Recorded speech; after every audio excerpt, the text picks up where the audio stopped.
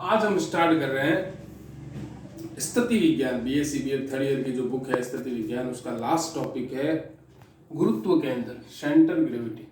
गुरुत्व केंद्र की डेफिनेशन सबसे पहले तो इंपॉर्टेंट है। गुरुत्व केंद्र की डेफिनेशन वह बिंदु जिससे होकर किसी पिंड के प्रत्येक स्थिति में उस पर लग रहे गुरुत्व बलों का परिणामी बल गुजरता है। उस पिंड से, उस बिंदु से जो गुरुत्व बलों का परिणामी बल गुजरे उसे हम क्या कहते हैं? सेंटर ऑफ ग्रेविटी या गुरुत्व केंद्र कहते हैं। समझ गए? ये कह रहा है यदि दृढ़ पिंड के द्रव्यमान m1 m2 mn हो तथा गुरुत्व केंद्र के निर्देशांक अगर x1 y1 x2 y2 और xn y1 हो तो उस पिंड के गुरुत्व केंद्र के निर्देशांक क्या हो जाएंगे? x बार और y बार। इससे इसको रिप्रेजेंट करते हैं। जहां x बार का मतलब है summation mx upon summation m। Summation का मतलब अगर आप चाहो तो इसको ऐड कर दो, m1 x1 plus m2 x2 plus mn xn, यहाँ पे m1 plus m2 plus m3, same इसी तरह y बार। फिर आता है चाप का गुरुत्व केंद्र, centre gravity of an arc. ये भी बहुत इंपॉर्टेंट है, इसमें ये फॉर्मूले पूछ सकते हैं हमें। ये कोई चाप है हमारा a से b तक, ये कोई बिंदु P है जिसके कोऑर्डिनेट xy है। अगर इसको डेल s का मतलब x को x प्लस डेल x और y को y प्लस डेल y तक क्या किया जाए? विस्थापित किया जाए तो एक चाप बना AB। कर्व हमारे पास है y बराबर fx, ये xy समतल में है। तो इस चाप के निर्देशांक क्या हो जाएंगे? AB के निर्देशांक x बार y बार। x बार का मतलब del integration x p dx और integration p dx।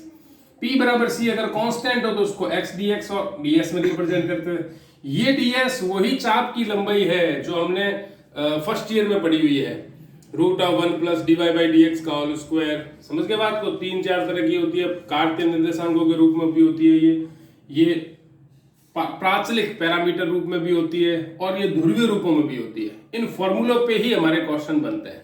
Okay, ds को चाप की लंबाई में बदलने के ये कुछ फॉर्मूले हैं जो कि हमने फर्स्ट ईयर में पढ़ रखे हैं, चाप की लंबाई वाले फॉर्मूले। ठीक है, ये कहना अगर ये कार्टेशियन फॉर्म हो, कर्व y बराबर fx और कर्व x बराबर fy हो तो 1 प्लस dy बाई dx का होल स्क्वायर का root dx, 1 plus dx upon dy के होल स्क्वायर का रूट dy। और अगर ये ध्रुवीय हो, पोलर फॉर्म में हो तो r equal to f theta, 1 plus dr upon d theta का होल स्क्वायर d थीटा। और अगर ये पैरामेट्रिक में हो, प्राचलिक में हो तो x equal to phi t एक पैरामेट्रिक फंक्शन हुआ, y equal to psi t एक पैरामेट्रिक फंक्शन हुआ। तो dx अपॉन dt का whole square plus dy upon dt का होल स्क्वायर की होल पावर 1/2। ठीक है,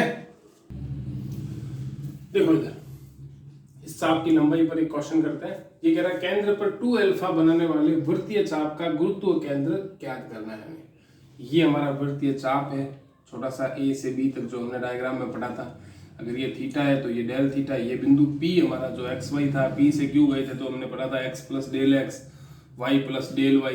समझ गए बात? तो ये पूरी की पूरी वही कहानी है जो मैंने आपको एक शॉर्ट टर्म में इस तरह से बताई थी। इसको अगर हम बढ़ा ले तो ये इस तरह से चाप की लंबाई बन जाती है। समझ गए बात को? तो वो का वही कंसेप्ट है, ये उसी पे डिपेंडेंट एक क्वेश्चन करते हैं। ये कह रहा है ACB एक चाप, वृत्ताकार चाप है जो वृत्त के केंद्र पर 2 अल्फा कोण बनाता है। x अक्ष चाप की त्रिज्या का अर्धक है और y लंबवत है। अच्छा, y लंबवत है ना, इसका मतलब y बराबर क्या हो जाएगा? 0। ये ध्यान रखना।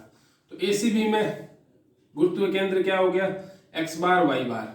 तो इसकी सिमेट्रिक से मैंने बताया y बराबर क्या हो जाएगा? 0।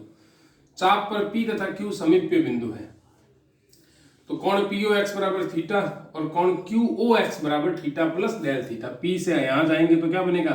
Theta plus del theta. P पर अगर मान लो हमारे कोऑर्डिनेट वो जो x और y हमने माने थे वो पोलर कोऑर्डिनेट ले अगर हम, तो a cos थीटा और a sin थीटा। यदि चाप PQ डेल s और डेल s बराबर a डेल थीटा जो हमने पढ़ा था p डेल थीटा। अब x बार ये निश्चित समाकल में बदल जाता है, ये ध्यान रखना। तो माइनस अल्फा से alpha a cos theta d theta upon minus alpha से अल्फा a d थीटा। इसको सॉल्व करते हैं तो हमारे पास आता है a sin alpha upon alpha. तो गुरुत्व केंद्र क्या हो गया?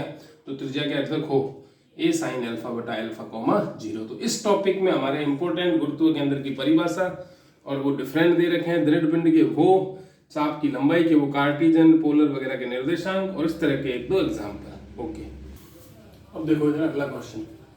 ये कह रहा है वक्र x की पावर 2/3 प्लस y की power 2/3 is equal to a की पावर 2/3। ये वाला वक्र हमने 12th क्लास में, फर्स्ट ईयर में, सेकंड ईयर में, सब जगह ये वक्र हमने पढ़ा हुआ है। कि दो क्रमागत उभयग्र के चाप की लंबाई हमें चाप का केंद्र यानी सीजी ज्ञात करना है। उभयग्र का मतलब इस तरह के चाप, ठीक है। तो डायग्राम को देखा हमने, इसके प्राचलिक फॉर्म को कन्वर्ट कर लो, x equal to A cos cube T, Y equal to A sine cube T. इसको लाओ इधर, y की पावर 2/3, x की पावर 2/3, दोनों को जोड़ लो तो वापस ये चीज बन जाएगी। इसका प्राथमिक डेरिवेटिव फाइंड कर लिया, dx अपॉन dt और dy अपॉन dt। ds हमें पता है, अभी हमने प्राचलिक का फॉर्मूला पढ़ा था, उसमें वैल्यू पुट कर दी, सॉल्व किया तो 3a sin t cos t। अब चाप AB का केंद्र हमें पता क्या होता है, x बार y बार। चूंकि x और y दोनों क्या है, सिमेट्रिक है, सममित है, उभयग्र में ये दोनों इक्वल होते हैं, ध्यान रखना। x बार इक्वल टू क्या होता है, y बार। तो किसी एक की वैल्यू फाइंड कर लो, या तो x बार की या y बार की। तो x बार कहता है हमें x ds upon integration ds, value put की। ये जो कंसेप्ट बना है ये हमारे कौन सा बना है, गामा बीटा फलन वाला कंसेप्ट, फर्स्ट ईयर वाला। इसको सॉल्व किया थोड़ा सा तो ये चीज बनी sin t cos 4t। चाहो तो इसको आप इंटीग्रेटिंग फॉर्म में कर सकते हो कि cos स्क्वायर t का होल स्क्वायर करके सिंपल फॉर्म में भी कर सकते हो। अदरवाइज अगर आपको गामा बीटा फॉर्मूला याद हो कि गामा बीटा फॉर्मूला क्या होता है, 2 gamma m plus n by 2 gamma n plus n by 2 upon gamma m plus n plus 2 by 2, उसके अकॉर्डिंग इसको सॉल्व कर लिया हमने, ठीक है। रिजल्ट आया हमारे पास 2a/5, तो CG के कोऑर्डिनेट क्या हो गए, 2a/5 और 2a/5, ठीक है। समतलीय क्षेत्र का गुरुत्व केंद्र, ये दो फॉर्मूले हैं, x bar equal to a से b x y dx upon a से b y dx, y bar equal to a से b half y square dx upon a से b y dx।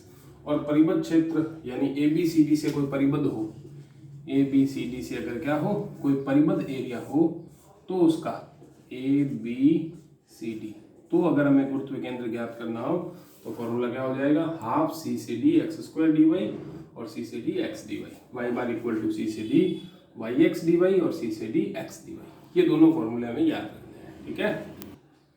दो पिंडों के योग व अंतर का गुरुत्व केंद्र यानी y और x अक्ष के परित आघूर्ण में ले, तो ये दो पिंडों के योग व अंतर के बीच में बता रखा है, ये G2 और G1 दो पिंडों में अलग अलग गुरुत्व केंद्र, ठीक है। W1 ये इसका आघूर्ण, तो x bar equal to Wx1 minus W1x2 upon W minus W1, y bar equal to Wyt minus W1y2 upon W minus W1। ये मैंने इसलिए बताया फॉर्मूला आपको कि देखो गुरुत्व केंद्र का क्वेश्चन बन सकता है, गुरुत्व केंद्र की परिभाषा बन सकती है, लेकिन एक एक नंबर में ये फॉर्मूले भी पूछे जा सकते हैं, ठीक है।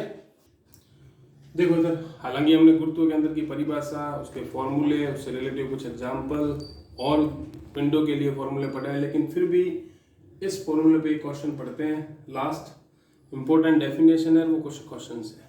देखो इधर ये कह रहा है, एक समान प्याले के अंत तथा बाह्य पृष्ठक्रम से a तथा b त्रिज्या के सकेंद्रीय अर्धगोलक है। a तथा b त्रिज्या के क्या है, सकेंद्रीय अर्धगोल है। ये कह रहा है सिद्ध करो कि इसकी CG की ज्यामितीय केंद्र से दूरी ये है। तो यदि अर्धगोलों का भार W1 और W2 है तो W1 बराबर ये और W2 बराबर ये, 2/3 पाई a क्यूब pg। p क्या है, यहाँ पे इकाई आयतन का द्रव्यमान है। r त्रिज्या के ठोस अर्धगोलों की केंद्र CG अगर केंद्र से 3/8 r दूरी पर है और अगर उसकी यूबेनिस दूरी x1 और x2 है तो x1 बराबर 3/2b और x2 बराबर 3/8a। शेष भाग के CG की दूरी x बार हो तो x बार बराबर हमारे पास ये फॉर्मूला है, इस फॉर्मूले में ये वैल्यू पुट करते हैं हम सारे, उसको कैंसलाइज करते हैं तो हमारे पास ये रिजल्ट आता है, ठीक है। ये हमारा टॉपिक यहाँ पर फिनिश होता है।